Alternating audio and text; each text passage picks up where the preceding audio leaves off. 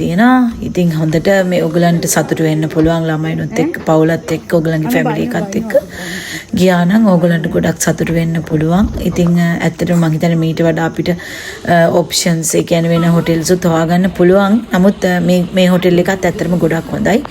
එහෙ අපි ගියා සෆාරි එක මින්න ඒරියේ. මේ ඉන්නේ අපිත් එක්ක ගියපු අපේ කට්ටිය. ඒ වගේම මේ ගොඩාක් අපිට අලි බලන්න ළමයි ගොඩක් සතුටු වුණා. අලි ඇත්තුම් පැටව් ගොඩක් හිටියා. මේ ඉතින් එතන නම් ගොඩාක් හිටියා අලි මෙතන. හැබැයි මේ සෆාරි එකට මාර විදියට ඒ කියන්නේ ගොඩාක් වෙන රටවල් වල මං හිතන්නේ ජිප් 100ක් වගේ මේකට ඇවිල්ලා හිටියා. මාර විදියට ඇත්තමයි ටුවරිසම් කියන්නේ ලංකාවට ලොකුම මේ වාසියක් ඇඩ්වාන්ටේජ් එකක්. ඒ කියන්නේ මාර විදියට ජිප් 100ක් විතර සුද්දෝ විදේශිකයෝ ඇවිල්ලා හිටියා. ඉතින් මේකෙදී නම් අපි ගොඩාක්ම බලාගත්තා. ගොඩාක් අලි රංචුවක් ඇවිල්ලා හිටියා.